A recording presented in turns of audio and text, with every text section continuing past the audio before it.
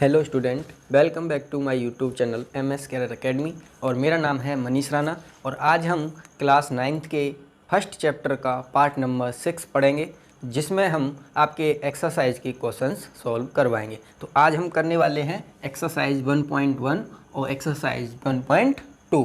तो इससे पहले हमने आपको 5 लेक्चर प्रोवाइड करवा दिए हैं, जिसमें हमने इस चैप्टर से रिलेटेड सारे कॉन्सेप्ट जो बेसिक है वो सारा कुछ करा दिया है। तो अगर आपने वो नहीं देखा है तो आप प्लीज़ चैनल की प्लेलिस्ट में जाके उसे देख सकते हैं। और अगर आप चैनल पर नए हैं तो प्लीज़ चैनल को सब्सक्राइब कर लें और बेल आइकन को भी प्रेस कर लें। तो चलिए फिर आज के लेक्चर को शुरू करते हैं। तो आज का हमारा क्वेश्चन है, तो चलिए क्वेश्चन देखते हैं हम। यहाँ पर ध्यान से देखिएगा, क्वेश्चन आपके स्क्रीन पे आपको दिख जाएगा और मैं यहाँ से बुक से क्वेश्चन को पढ़ता हूँ। तो पहला क्वेश्चन क्या है, देखिए, क्या शून्य एक परिमेय संख्या है? क्वेश्चन पूछा है, क्या शून्य एक परिमेय संख्या है? क्या इसे आप P/Q के रूप में लिख सकते हैं, जहाँ P और Q पूर्णांक हैं और Q 0 के बराबर नहीं है? तो आप ध्यान से देखिए, सबसे पहले तो आपसे क्या पूछा है कि क्या शून्य एक पूर्णांक है। तो देखिए, हम इसका आंसर देंगे। क्वेश्चन नंबर फर्स्ट का आंसर है कि क्या एक शून्य एक पूर्णांक है। तो जब मैंने बेसिक आपको कराया था तो वहाँ पर मैंने पहले ही लेक्चर में आपको सारी संख्याओं के बारे में बताया था। तो मैंने वहाँ पर आपको परिमेय, अपरिमेय और सारी संख्याओं के बारे में बताया था। तो वहाँ पर मैंने आपको बताया था कि 0 एक परिमेय संख्या होती है। मैं यहाँ पर इस क्वेश्चन के माध्यम से और बता देता हूँ कैसे। देखिए, P जो आपका परिमेय संख्या होती है उसे आपको P/Q की फॉर्म में लिखना होता है, जहाँ पर P और Q दोनों आपके पूर्णांक होने चाहिए। तो आप बताइए, ये 0 है तो मैं 0 को 0/1 लिख सकता हूँ। तो देखिए, 0 भी एक पूर्णांक है और 1 भी एक पूर्णांक है।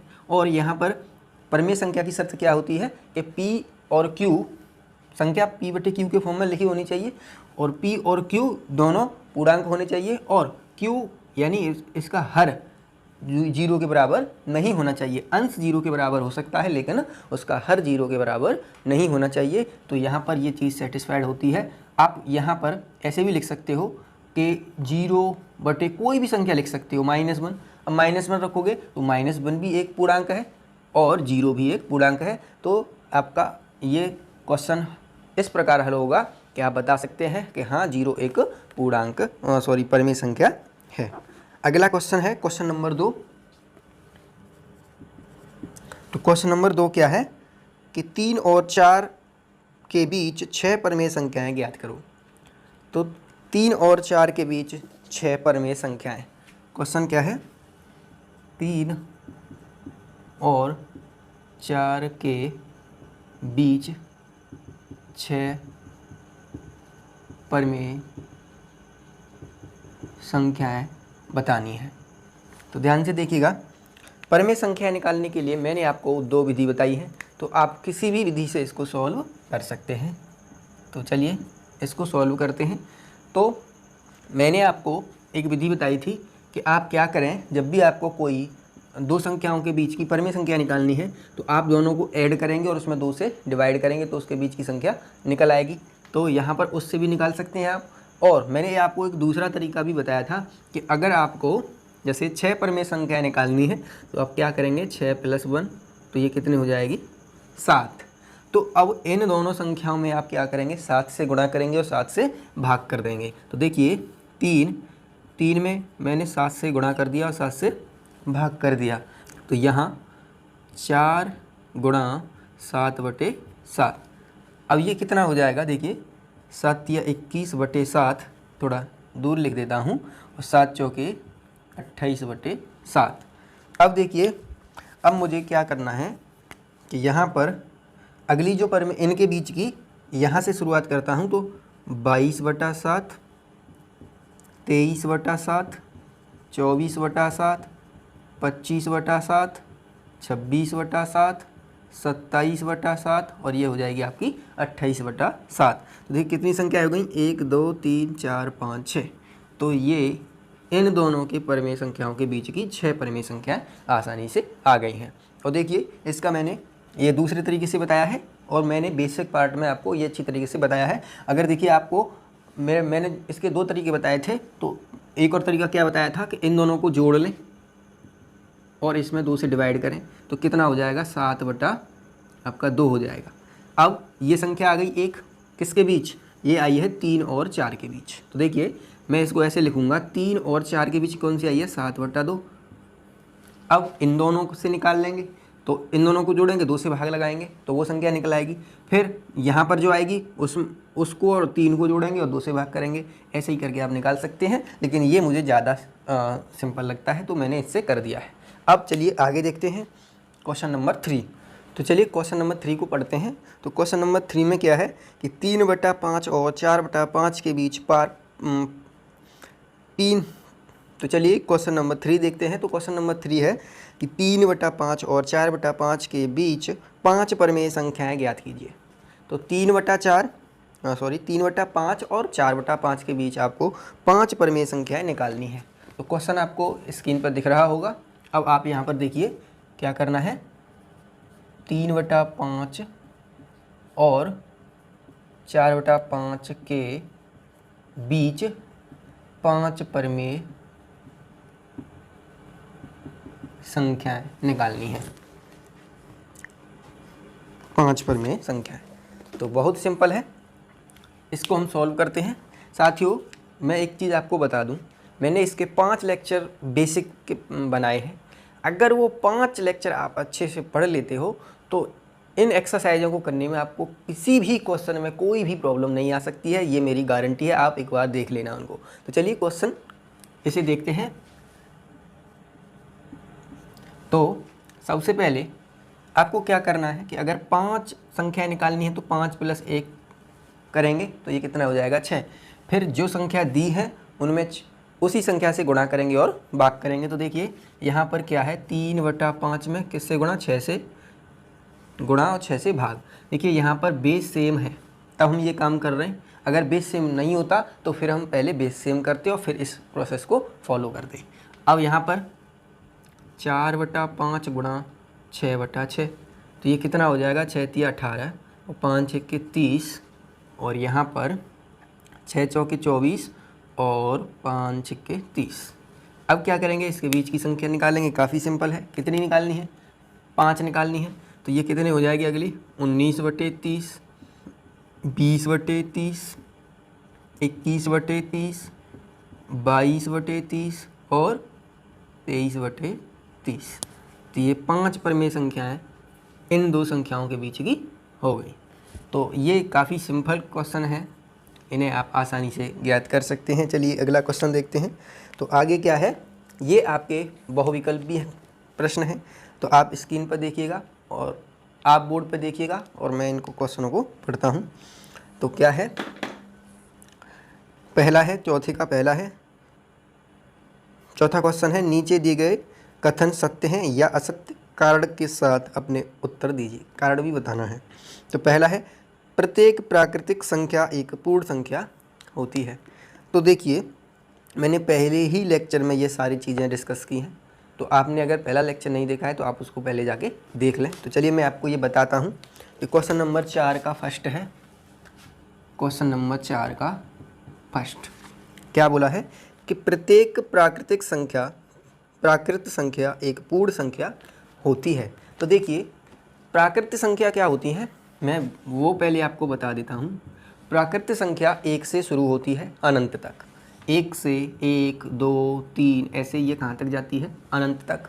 और क्या बोला है कि एक पूर्ण संख्या होती है, और पूर्ण संख्या ये कौन सी होती है, प्राकृत या प्राकृतिक, बात एक ही है। पूर्ण संख्या 0 से शुरू होती है अनंत तक, ये पूर्ण। तो देखिए अब क्या बोला है क्वेश्चन में कि प्रत्येक प्राकृत संख्या एक पूर्ण संख्या होती है। तो देखिए यहाँ पर ऊपर क्या है, प्राकृत संख्या है, तो यहाँ पर जितनी बार प्राकृत संख्या होंगी वो सभी पूर्ण संख्याओं के अंदर आएंगी। तो क्वेश्चन में यही तो बोला है कि क्या प्राकृत संख्या, सभी प्राकृत संख्याएं पूर्ण संख्याएं होती हैं, तो हमारा आंसर होगा हाँ।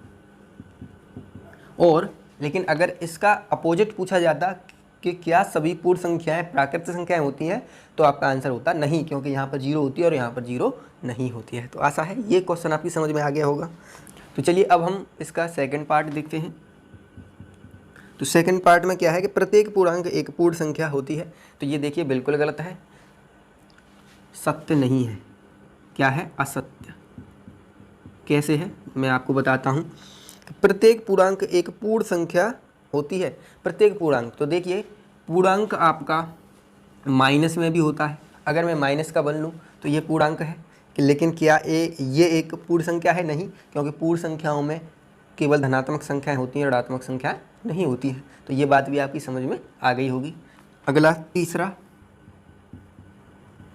तीसरा क्या है कि प्रत्येक परमेय संख्या एक पूर्ण संख्या होती है। तो देखिए परमेय, ये असत्य कथन मैं लिख देता हूँ, असत्य। क्यों? समझिएगा कि प्रत्येक परमेय संख्या एक पूर्ण संख्या होती है। तो देखिए परमेय संख्या तो देखिए भिन्नात्मक भी होती है, जैसे 5/4, लेकिन क्या ये एक पूर्ण संख्या है? पूर्ण संख्याओं में कोई भी भिन्नात्मक संख्या नहीं आती है, वहाँ पर 1 2 3 4 ऐसे अंक होते हैं। तो ये देखिए एक्सरसाइज आपकी ख़त्म हो जाती है। मैंने इस एक्सरसाइज के सभी क्वेश्चनों को आपको सॉल्व करवा दिया है। ये काफ़ी सिंपल है। अगर आप हमारे बेसिक लेक्चर को अच्छी तरह से देख लेते हो तो कोई भी क्वेश्चन को सॉल्व करने में आपको कोई भी परेशानी नहीं होगी। चलिए अब हम एक्सरसाइज नंबर 1.2 को सॉल्व करते हैं। तो चलिए अब हम एक्सरसाइज नंबर 1.2 के पहला क्वेश्चन देखते हैं। क्या है कि प्रत्येक अपरिमेय संख्या एक वास्तविक संख्या होती है। तो देखिए ये मैंने आपको अपना बेसिक, इस चैप्टर का बेसिक पार्ट 1 बनाया था, उसी में बताया था कि जो आपकी वास्तविक संख्या होती है, वास्तविक संख्या क्या होती है? परिमेय प्लस अपरिमेय। तो वास्तविक संख्या होती हैं वो आपका परिमेय संख्या है और अपरिमेय संख्याओं से मिलकर बनी होती हैं। तो यहाँ पर क्वेश्चन क्या है कि प्रत्येक अपरिमेय संख्या एक वास्तविक संख्या होती है। तो ये जो कथन है वो कैसा है? सत्य है कि वास्तविक संख्याएं क्या होती हैं? परिमेय और अपरिमेय से मिलकर ही बनी होती हैं। तो यहाँ पर जो भी अपरिमेय संख्या होगी वो वास्तविक संख्या भी होगी। तो चलिए अब हम देखते हैं दूसरा, पहले का दूसरा क्या बोला है कि संख्या रेखा का प्रत्येक बिंदु √m के रूप का होता है जहां m एक प्राकृतिक संख्या है। तो देखिए आप ध्यान से देखिएगा, अगर मैं ऐसे संख्या रेखा बनाऊं तो संख्या रेखा पे मान लीजिए ये 0, -1, -2, -3, -4, 1 2 3, ये 4, ऐसे ये आपका संख्या रेखा है। तो यहाँ पर क्या बोला है कि संख्या रेखा का प्रत्येक बिंदु √m के रूप का होता है। देखिए √m, अब यहाँ पर √m का मतलब ये है कि जैसे यहाँ पर m की जगह पे मैं 3 ले लूँ। m तो एक कैसी है? m एक प्राकृतिक संख्या बोला है। तो देखिए प्राकृतिक संख्या तो 1 से शुरू होती है, लेकिन संख्या रेखा पर तो ऋणात्मक संख्याएं भी होती हैं। तो यहाँ पर ऐसा ये जो कथन है वो कैसा है? असत्य है, असत्य। मैं आपको दोबारा से बता देता हूँ, आप ध्यान से समझिए। उसने क्या बोला है कि संख्या रेखा का प्रत्येक बिंदु, जैसे ये बिंदु, ये बिंदु, ये बिंदु, कोई सा भी बिंदु √m के रूप का होता है जहाँ m एक प्राकृतिक संख्या है। तो देखिए यहाँ पर संख्या रेखा पर तो ऋणात्मक संख्याएं भी होती हैं। तो हम अगर कोई भी पॉइंट निकालें तो वो, अगर मान लीजिए मैं -4 को लेता हूँ तो -4 तो एक प्राकृतिक संख्या होगी नहीं। तो यहाँ से ये कथन आपका असत्य होता है। अब हम देखेंगे आपका तीसरा,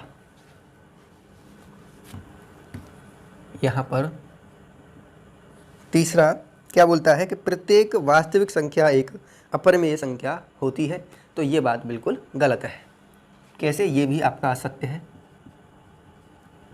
कि प्रत्येक वास्तविक संख्या, तो देखिए वास्तविक संख्याओं में तो देखिए परिमेय संख्याएं भी आती हैं और अपरिमेय भी आती है। जैसा कि मैंने पहले क्वेश्चन में बताया था कि वहाँ पर जैसे 4 है, ये भी एक वास्तविक संख्या है क्योंकि ये एक परिमेय संख्या है।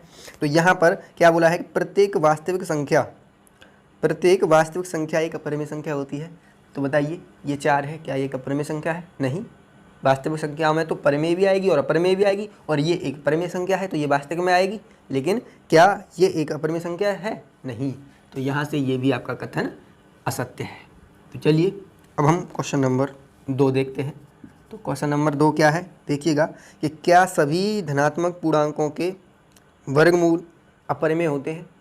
क्या बोला है कि क्या सभी धनात्मक पूर्णांकों के वर्गमूल अपरिमेय होते हैं, तो नहीं होते हैं, ये भी असत्य है। अब चलिए देखते हैं कैसे असत्य है। तो आगे पूरा पहले क्वेश्चन पढ़ते हैं। क्या बोला है कि क्या सभी धनात्मक पूर्णांकों के वर्गमूल अपरिमेय होते हैं, यदि नहीं तो एक ऐसी संख्या के वर्गमूल का उदाहरण दीजिए जो एक परिमेय संख्या हो। तो बहुत सिंपल है, अगर मैं लूँ मान लीजिए 4, तो देखिए 4 क्या है, एक धनात्मक पूर्णांक है।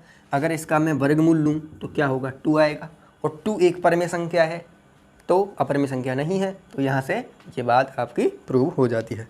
चलिए अब हम आगे क्वेश्चन देखते हैं।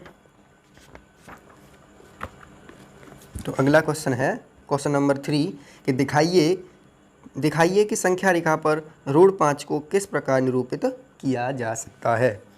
तो चलिए बताता हूँ मैं आपको। मैंने इस टाइप के क्वेश्चन आपको बेसिक जब कराए थे तो वहाँ पर भी बताए थे, लेकिन मैं यहाँ पर आपको एक्सरसाइज में करा रहा हूँ। ये है आपका क्वेश्चन नंबर 3। ऋण 5 को, अंडर रूट 5 को संख्या रेखा पर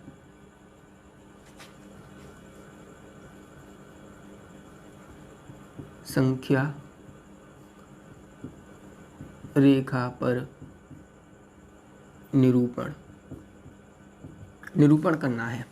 तो देखिए काफ़ी सिंपल क्वेश्चन है।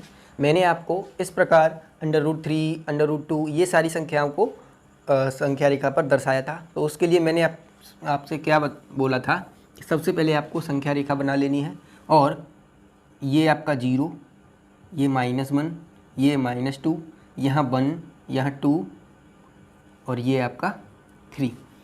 अब देखिए आपको क्या करना है। सबसे पहले मैंने आपको ये बताया था कि जब भी हम कोई अंडर रूट की संख्या है, under root 2, under root 3, under root 5, तो हमारी कोशिश क्या रहेगी। चलिए मैं पहले बताता हूँ फिर आपको समझाऊंगा। तो मैं क्या करता हूँ कि यहाँ से 2 इकाई का डिस्टेंस लेता हूँ, यहाँ से यहाँ तक ये मैंने ले लिया। अब मैं इस पर यहाँ पर ये एक इकाई का लंब खींचता हूँ। अब मैं अगर इसको इससे मिलाऊं, ऐसे ये मैंने मिला दिया। देखिए ये ए, ये बी और ये सी। तो देखिए ये 90 डिग्री है। तो यहाँ पर ये ABC त्रिभुज है, ये एक समकोण त्रिभुज है। तो समकोण त्रिभुज है तो मैं इसमें पाइथागोरस प्रमेय लगा सकता हूँ। तो जब मैं इस त्रिभुज में पाइथागोरस प्रमेय लगाऊंगा तो क्या होगा, समकोण त्रिभुज ABC में पाइथागोरस प्रमेय लगाऊंगा तो क्या होता है, कर्ण का वर्ग। तो कर्ण कितना है, AC का स्क्वायर बराबर आधार का स्क्वायर। तो आधार कितना है, 2 का स्क्वायर। लंब का स्क्वायर कितना है, 1। तो ये कितना हो जाएगा, यहाँ से 2 का वर्ग 4, 1 का वर्ग 1, तो ये कितना हो जाएगा, 5। तो यहाँ से मैं अगर AC की वैल्यू निकालूंगा, दोनों पक्ष में अंडर रूट लूँगा, तो यहाँ वर्ग से अंडर रूट हट जाएगा और यहाँ पर अंडर रूट लग जाएगा। तो यहाँ से जो मेरा कर्ण है वो कितना आया, अंडर रूट 5। तो हम जब भी इस प्रकार के क्वेश्चन को सॉल्व करते हैं तो हमारा टारगेट ये रहता है कि हम इस त्रिभुज के अंदर जो कर्ण है उसे उस संख्या के रूप में ले आएँ जो हमें बतानी है। तो हम ले आए यहाँ पर। अब हम क्या करेंगे कि हम अपने प्रकार में यहाँ से AC डिस्टेंस लेके क्या करेंगे, यहाँ पर एक वृत्त खींचेंगे। अपने प्रकार में AC डिस्टेंस लेके और इस A बिंदु को केंद्र मानकर एक वृत्त खींचेंगे। तो हमारा जो वृत्त है जिस बिंदु पर काटेगा वो बिंदु आपका, मान लीजिए ये P है, तो ये जो बिंदु है वो आपको अंडर रूट 5 को व्यक्त करेगा। तो सबसे पहले आपको क्या करना है, एक संख्या रेखा बना लेनी है। और फिर हमने क्या किया कि एक 2 यूनिट का डिस्टेंस ले लिया और फिर उस बिंदु पर एक इकाई का लंब डाला और फिर उसे हमने दोनों बिंदुओं को मिला दिया, A और C को। और फिर हमने क्या किया, वो एक समकोण त्रिभुज बन गया। और समकोण त्रिभुज में हमने क्या किया, कर्ण को निकाल लिया। फिर हमको क्या करना है कि इतना डिस्टेंस लेके अपने प्रकार में यहाँ से ऐसे एक वृत्त खींचेंगे। तो वृत्त एक्स अक्ष की धन दिशा में जहाँ पर भी काटेगा, जहाँ पर भी टच करेगा, वो बिंदु आपका अंडर रूट 5 को व्यक्त करेगा। तो आशा है आज हमने आपको एक्सरसाइज के क्वेश्चन कराए एक्सरसाइज 1.1 और एक्सरसाइज 1.2। तो आशा है ये आपके अच्छी तरीके से समझ में आ गया होगा। तो इन क्वेश्चन के प्रॉपर नोट्स लेने के लिए आप इस वीडियो के डिस्क्रिप्शन बॉक्स में जाके डाउनलोड कर सकते हैं। वहाँ पर मेरे हाथों द्वारा नोट्स आपको मिल जाएंगे, आज नहीं मिलेंगे तो कल तो मिल ही जाएंगे। तो आशा है आज का लेक्चर आपको अच्छी तरीके से समझ में आया होगा। तो साथियों, अगर आपका कोई फिर भी डाउट रह जाता है या वीडियो से रिलेटेड आपका कोई सुझाव या कोई भी शिकवा है तो आप उसे उसमें मेंशन कर सकते हैं, और कोई सजेशन देना चाहते हैं तो उसे भी आप मेंशन कर सकते हैं। और साथियों, मेरा ये आपसे रिक्वेस्ट है कि थोड़ा सपोर्ट करिएगा। हम आपके लिए बहुत मेहनत कर रहे हैं, तो थोड़ा आप भी थोड़ा सा मेहनत करिए और अपने छोटे भाई बहनों को इसके बारे में बताइए और अपने फ्रेंड सर्कल में शेयर भी कर दीजिए करिए। तो चलिए मिलेंगे हम अगले लेक्चर में। पूरा वीडियो देखने के लिए धन्यवाद। जय हिंद, वंदे मातरम।